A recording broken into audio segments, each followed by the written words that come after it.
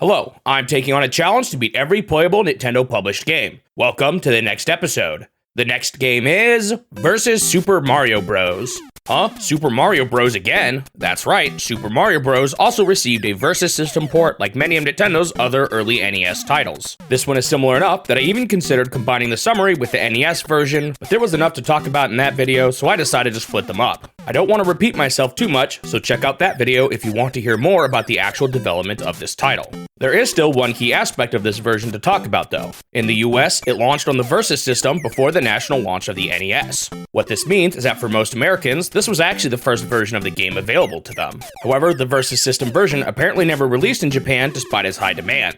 This even caused many arcade owners in Japan to find ways to install the game illegally, and as you might imagine, Nintendo didn't really like that. The US version was pretty popular too, and it ended up being the best-selling Versus System release of all time. Not only did it sell well, but it introduced many players to Super Mario Bros. Who had yet to own the console. While Versus Super Mario Bros. Obviously didn't have quite as big of an impact as the NES release, it was still a pretty important part of Super Mario Bros.' overall success. Alright, let's take a look at my time with the game and see what sort of changes they made. For the first level, nothing much seems changed other than Fire Mario looking a bit more yellow. Of course, I beat this one with ease. The second level is largely unchanged too, but you'll notice they removed some blocks to prevent the glitch I used to get to world -1.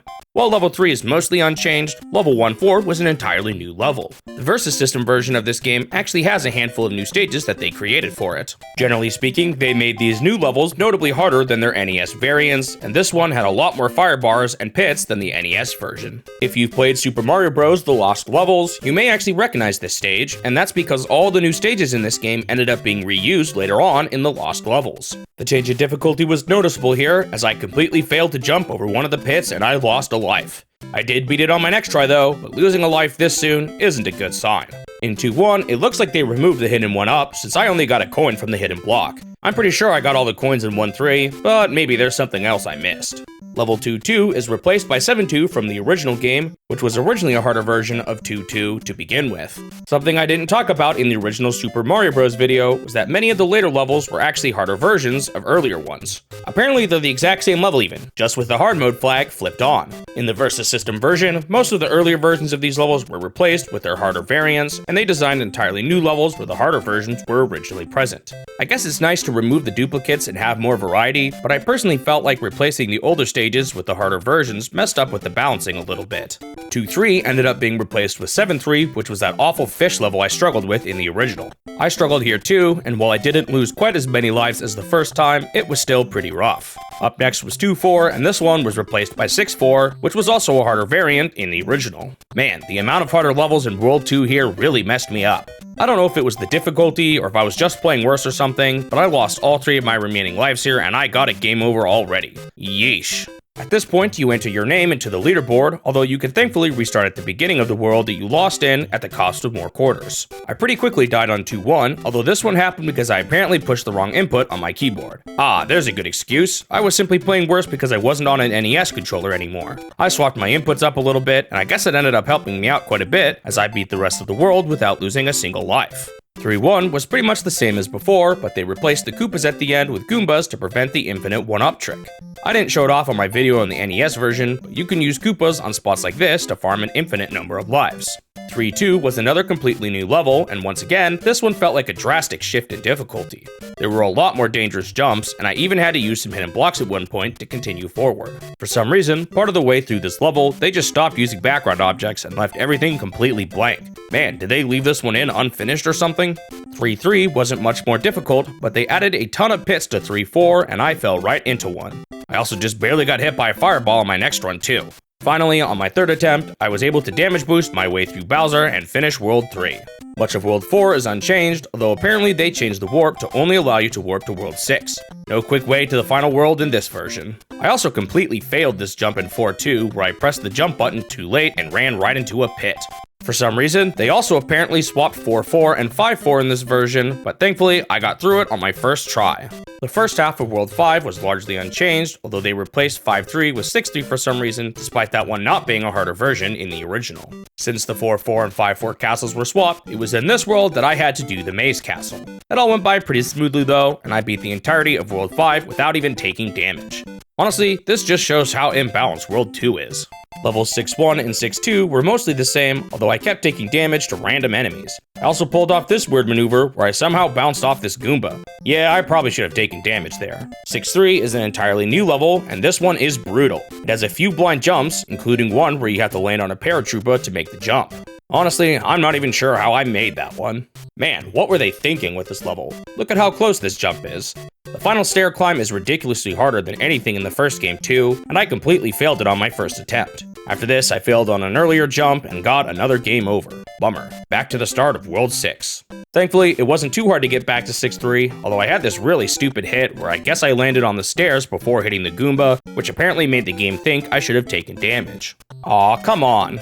Man, 6-3 is so hard. I just kept failing here. On one try, I failed that huge leap again, because apparently being Big Mario makes you bonk into the platform above you.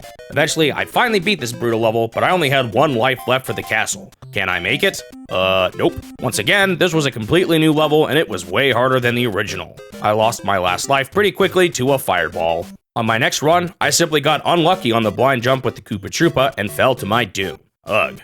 I did manage to beat this level again though, and this time I was able to get through the castle too.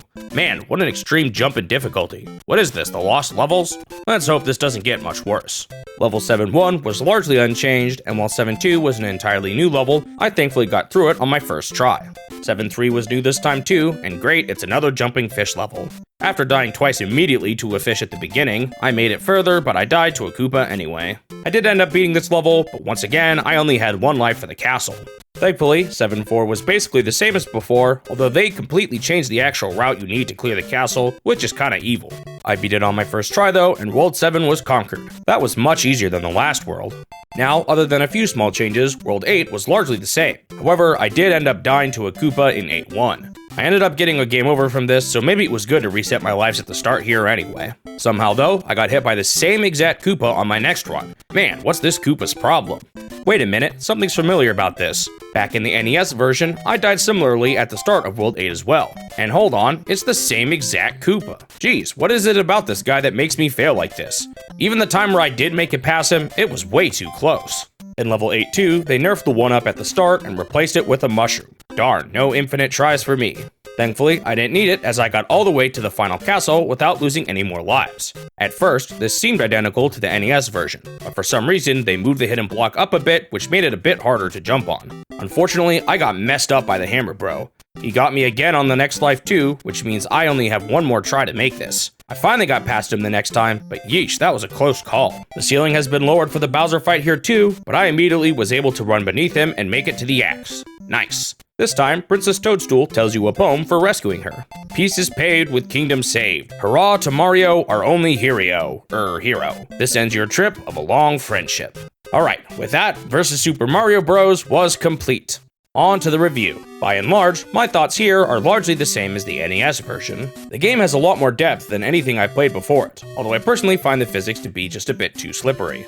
The big changes here are obviously in the harder level designs. With the exception of 6-3, I don't mind the difficulty itself of the new levels, especially since by removing many of the repeated levels, it helped to keep things more fresh. That being said, their placements didn't feel all that balanced, and certain early worlds ended up being harder than some of the later ones. Level 6-3 was especially rough, and those blind jumps were pretty cheap. Ultimately though, the good and the bad aspects of the new levels sort of balance each other out, so I ended up giving the game the same score as the NES version, an 8 out of 10. Thanks for watching the video. If you want to see more of these in the future, make sure you subscribe to the channel so that you won't miss out on the next one. Also leave a like if you enjoyed it, since it will help the channel grow and motivate me to continue this series. I hope I will see you in the next step of my quest to beat every Nintendo game.